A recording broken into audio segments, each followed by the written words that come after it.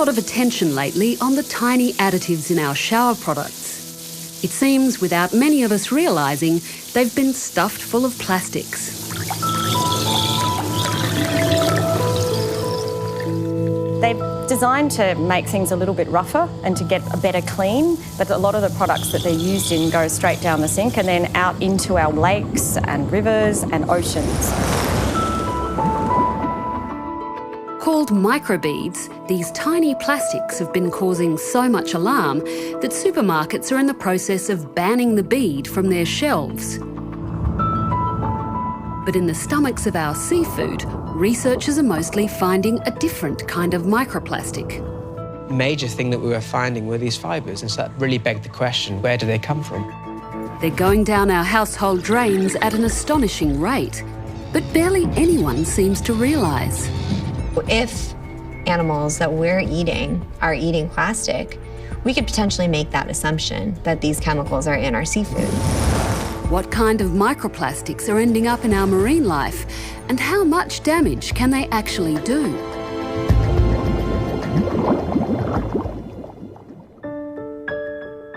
When I decided to take a closer look at microbeads, I didn't realise just how close I was going to have to look. They're so small, aren't they, these tiny little beads? Oh, they're tiny. We're getting sizes right the way from 1 millimetre all the way down to several micrometres, if not smaller.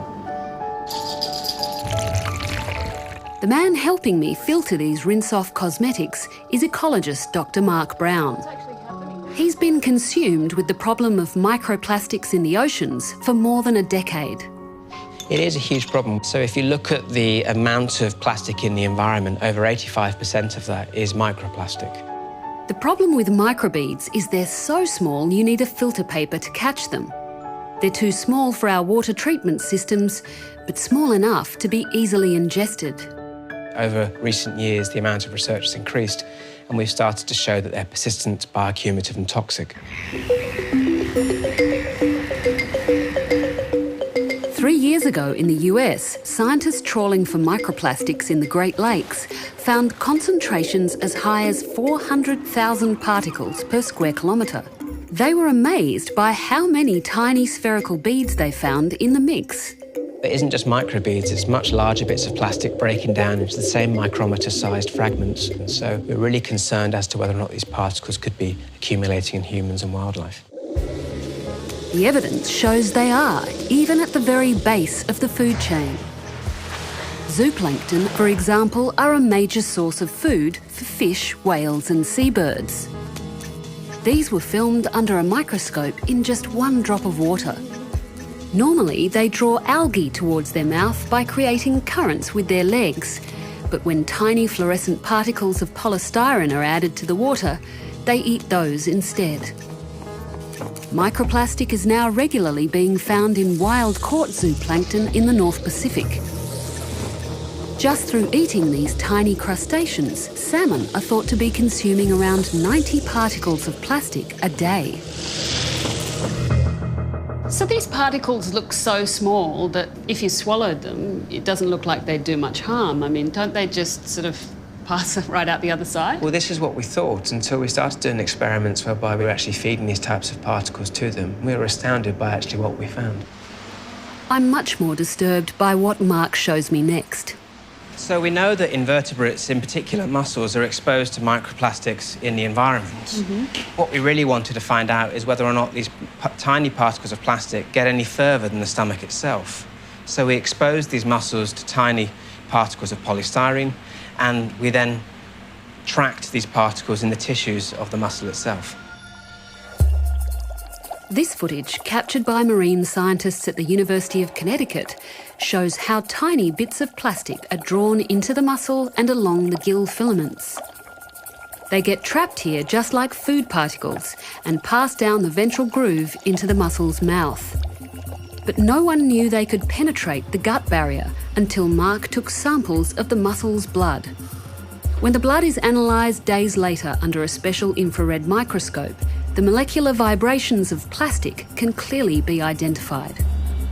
Here you see right in the middle of the actual slide there is the polystyrene bead. So that means that the plastic has made it from the stomach of the mussel into the circulation? It has, yes. That's astonishing. So how long have you seen the particle remain in the circulation? They've lasted in the actual muscle for 4 months.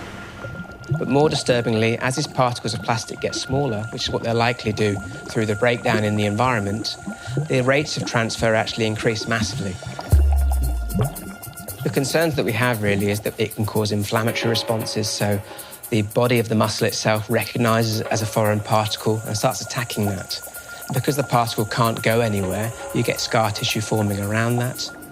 But the reaction to a foreign body in the tissues is just one of the side effects.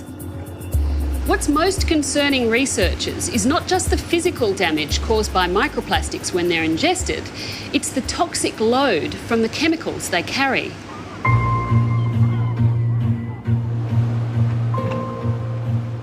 One of those researchers is Dr. Chelsea Rockman from the University of California.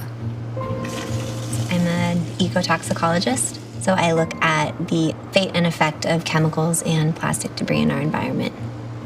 Plastic is kind of like a little sponge for a lot of the chemicals that are already out there, the pesticides, the flame retardants, industrial chemicals, etc. Plastic concentrates, hyperconcentrates these chemicals at very large concentrations, sometimes 1 million times what we find in the water column. So PCBs, which were banned in the early 80s, DDT, which was banned in the early 70s. And I find these on every single piece of plastic I take out of the ocean. Metals like copper, lead, nickel, cadmium. Plastic also contains unique chemical additives of its own from the manufacturing process, such as flame retardants and antimicrobials. So the big question there was, do these chemicals associated with plastic debris end up in animals when they eat them? So basically we set up a study in the lab where we fed fish plastic that had these chemicals associated with them. We fed them environmentally relevant levels. Dr. Rockman exposed Japanese Medaka to plastic particles that had been pre-soaked for 3 months in San Diego Bay. After just 2 months, higher levels of what's known as PBTs, or persistent bioaccumulative and toxic chemicals, were measured in the flesh of the fish, particularly flame retardants unique to the plastic. So a lot of these chemicals are fat-loving and water-hating. But once they transfer from the water into that fat phase, so the fat in a fish, they're incredibly persistent. I might have, a mechanism in my liver to take that PCB and break it down into a safer form. But once my liver is overtaxed, it might have a hard time doing that, and I'm going to start storing those chemicals in my body. Chelsea predicted signs of damage would first be seen in the liver. Here she observed cell death and excess fat, a sign of liver overload. One fish even developed a liver tumour. And when we've taken fish in the lab and fed them the virgin plastic that doesn't have this mixture of things from the environment, we see less of an effect in the fish. So this mixture is having an effect. Even at very low concentrations, flame retardants are known to cause endocrine disruption, an effect observed in the fish. So endocrine disruption is a disruption in the hormone system, which is what controls reproduction. So if that's not functioning, some people joke, if you don't reproduce, what are you here for? So it's a very important system. Dr. Mark Brown also found chemicals transferred from the plastics to lugworms, a common marine sediment dweller. We saw reductions in survival, reductions in immune function, and we saw a reduction in their ability to feed and process sediment. Things like triclosan, which is sort of an antimicrobial, is added to plastics, and that was one of the major killers of the worms. Worms that process sediment are crucial for the survival of a complex food web of organisms. And so when you remove these worms from the environment, you see a complete reduction in the numbers of animals and plants that can actually live on that shoreline. These studies raise the important question: if chemicals can transfer from plastic to marine life, how much of our seafood is eating plastic?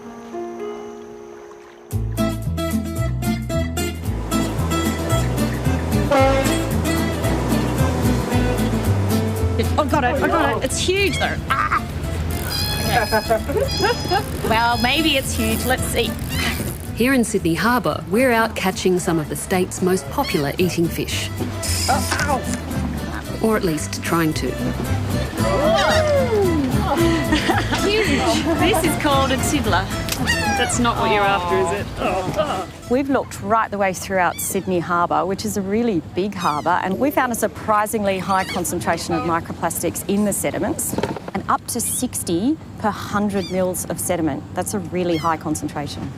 So is that why you think you'll find plastic in the fish? Yeah, so because we did find high concentrations in the sediments, the first thing we wanted to do was to see which species it was getting into, if any, and so we targeted the fish that were feeding on the sediment. And this is a mullet. This is really a target fish for us, and these guts in here are full of sediments. So this is a popular eating fish? It is popular. It's not quite as tasty as the bream. It depends on your taste. These bream are really tasty, so these are really targeted by the recreational fishers. We're taking these fish back to the Sydney Institute of Marine Science, where researcher Jen Halstead has been looking through their guts for any traces of plastic. Her studies have revealed that 30% of the mullet and 13% of the bream have plastic in their guts. But typically, it's not coming from face scrubs or shower gels. So I've just found something that looks suspiciously like a plastic. Do you want to take a look? Yep.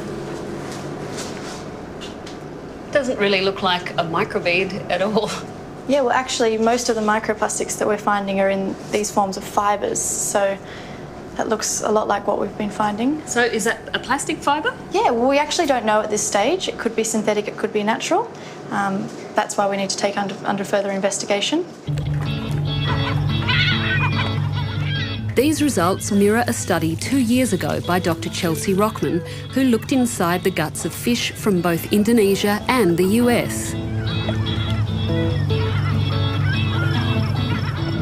I'm collecting fish from local fishermen that are selling them for human consumption, either out of a local market, straight off the dock, as you see here, or it's actually going through Pillar Point Fisheries over here, which then gets shipped. Back in the lab, Chelsea discovered around a quarter of the fish from each country had debris in their guts. But the type of plastic differed. So what you see back here is a really good example of a piece of plastic taken from a fish in Indonesia. So this is from a silverside, which is a planktivorous fish, actually about this big. And what's a little bit disturbing about this one, actually, is that people eat the entire fish. And this is an example of where this plastic actually would go to, be transferred to a human. In Indonesian fish, all of the debris was microplastics from larger, broken down pieces. But in the US, Chelsea mostly found microfibres. But if you look closely at this, you can see like the actual, nylon intertwine. That does not look natural, plant-like. Chelsea didn't pinpoint the source of the fibres, but with the help of vibrational spectroscopists at Sydney University, Dr. Mark Brown has followed the trail further. The forensic techniques that we use shine an infrared beam or laser onto the sample, and we use that absorbance and reflection of light to tell us the type of polymer that we're actually finding there. The vibrational fingerprints of fibres found in Sydney fish do indeed match plastic, but from a source that to me was totally surprising. When we match this to a database of polymers, it clearly identifies this one as nylon. The second one here matches to polyester, polymers used in clothing. They seem to have a high fibre diet and it's full of synthetic fibres. They certainly seem to be the same types of fibres, same physical structure, the same colours. With the mullet, we caught 30% of them had a microplastic particle, at least one, in their gut at the time that they were caught. If you model that, it actually means that pretty much every mullet is eating at least one microplastic particle every 3 or 4 days. I'm amazed, but Mark has suspected it all along. He's looked at multiple shorelines on 6 different continents, and in each case, fibres were the dominant microplastic.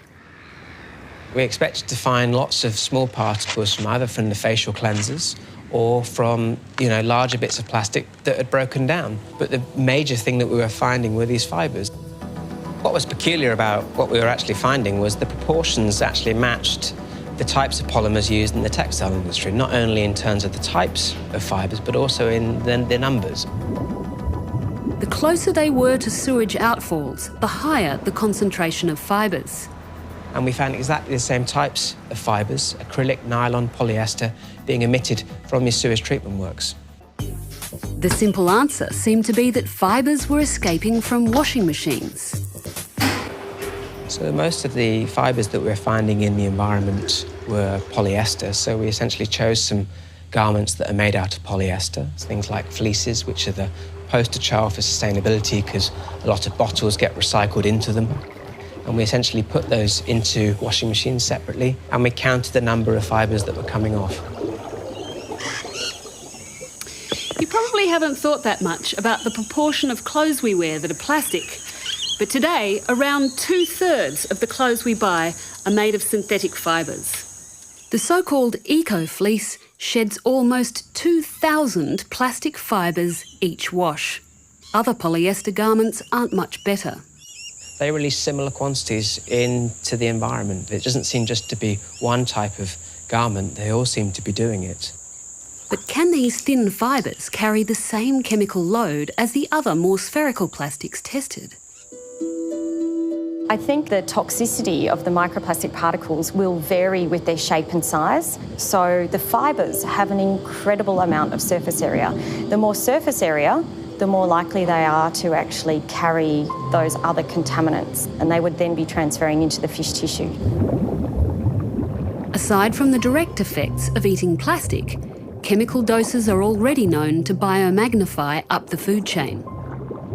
These chemicals might absorb to the plankton at the bottom of the food chain, and one fish eats 10 of those plankton. Now that fish has a larger dose, right? 10 times the dose of the plankton. And then several of those are eaten by a larger fish. And so the question is, how is plastic contributing to this thing where we're seeing these large concentrations of chemicals in top predators?